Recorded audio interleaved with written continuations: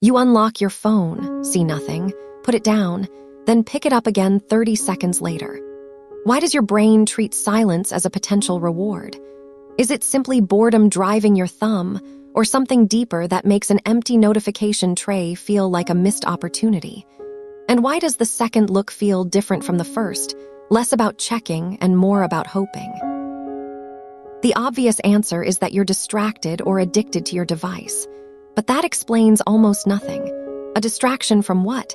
An addiction to what if there is no hit, no buzz, no message? The real mechanism sits inside a well-known psychological phenomenon called variable ratio reinforcement. You've heard of it in the context of slot machines. Pull the lever, most of the time you lose, but every now and then you win.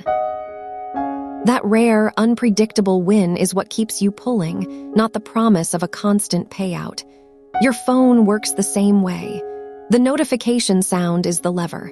But here is the twist. You often check before the sound happens. You check when there is no sound at all. That behavior suggests something more primitive is running the show. Your brain does not wait for a notification to decide whether to check. It checks first and then evaluates the outcome. Each unlock becomes a tiny experiment. Will there be something interesting this time? The variable schedule means that even when there is nothing, the next check might hit. And because the reward is social, a message, a like, a comment, it taps into the same circuitry that makes you turn your head when someone says your name. A notification is a direct signal that someone, somewhere, thought of you. That is a powerful, ancient cue. Your brain treats it as a survival signal. Someone is calling, check now. But here is the part that feels like a glitch. The checking itself becomes a reward, even when nothing is there. How? Because the brain learns that checking is the first step toward getting the reward. The action of looking at the screen becomes associated with the possibility of a reward. Over time, the action itself releases a small pulse of dopamine. That is why you can pick up your phone, see 0 notifications, and still feel a slight satisfaction. You have completed the sequence that sometimes leads to something good. The emptiness of the tray does not matter because the anticipation, the act of checking, has already given you a taste. This is exactly what happens in a slot machine. Pulling the lever feels good even when you lose, because the next pull could be the jackpot. Here is a documented example that shows how deeply this reflex runs.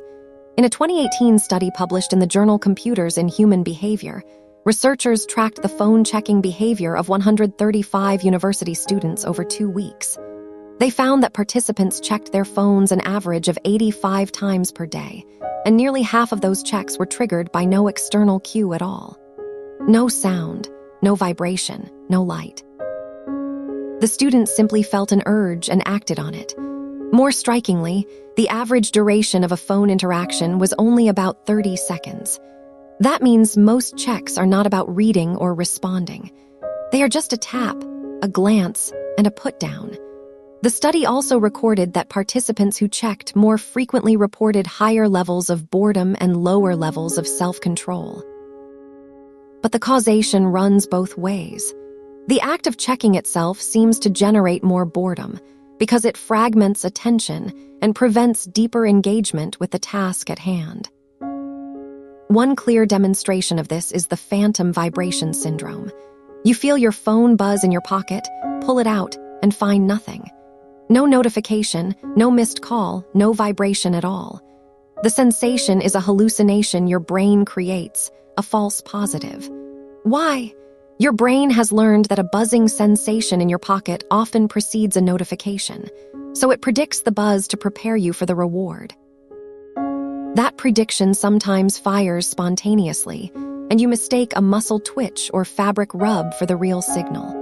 The same logic applies to the silent check. You look at your phone not because you heard or felt something, but because your brain predicted that looking might yield something. The prediction runs so often that it becomes involuntary. Now consider a counter case. Do you ever check a device that never delivers variable rewards? Imagine a digital clock on your nightstand. You look at it to see the time. It gives the same information every time. You never check it repeatedly for no reason. The difference is that the clock's reward is predictable. Your phone's reward is unpredictable. That unpredictability, not the device itself, is what drives the reflex. This is why you can have a phone with no apps, no internet, and still feel the urge to look at it. The hardware is neutral.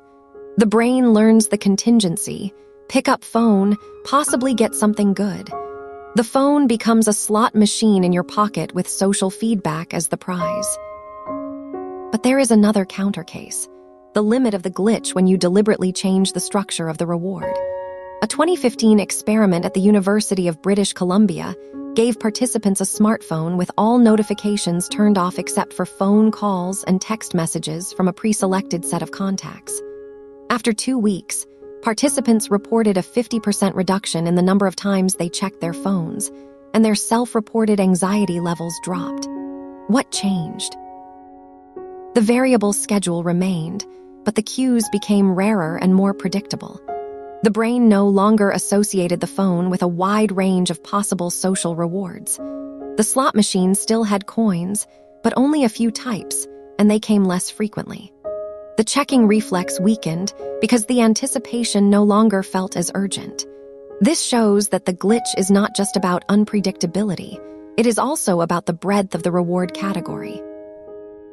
When a phone can deliver anything from a like on a 3-year-old photo to a breaking news alert to a friend asking for help, the brain treats every possibility as equally likely.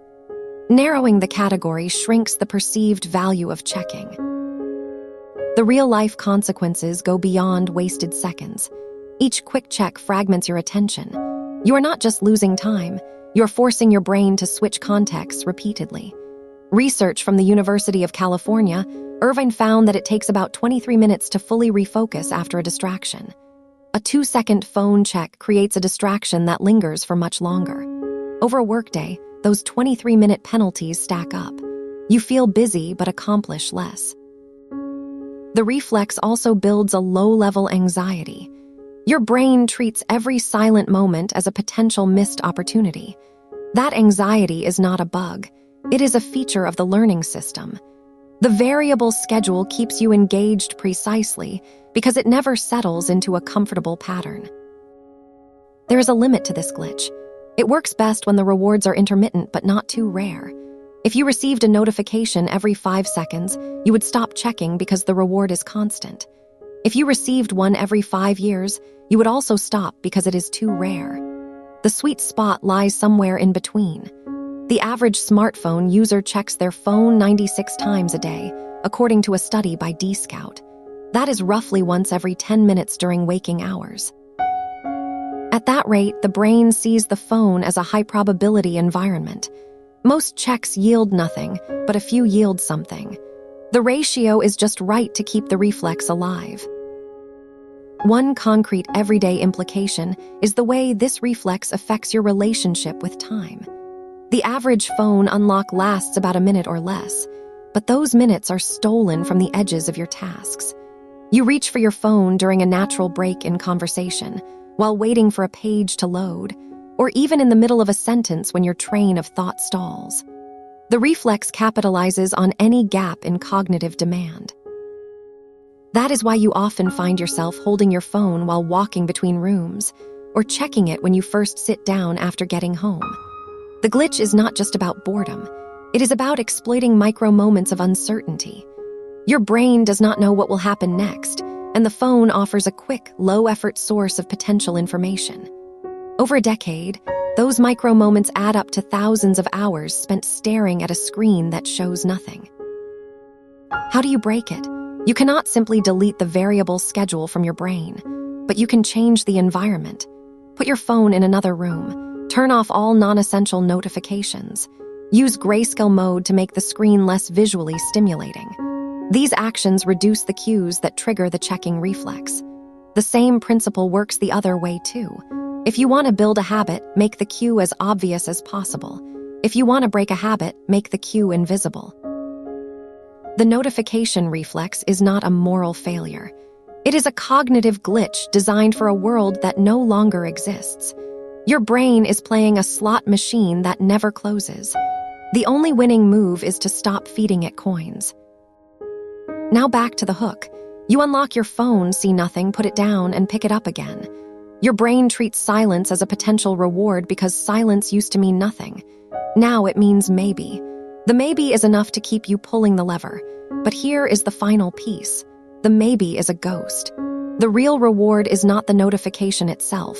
It is the feeling that someone is reaching out. That feeling is fleeting and fragile. Once you recognize that the reflex runs on anticipation, not satisfaction, you start to see the emptiness in the tray for what it is. Not a missed opportunity, just silence.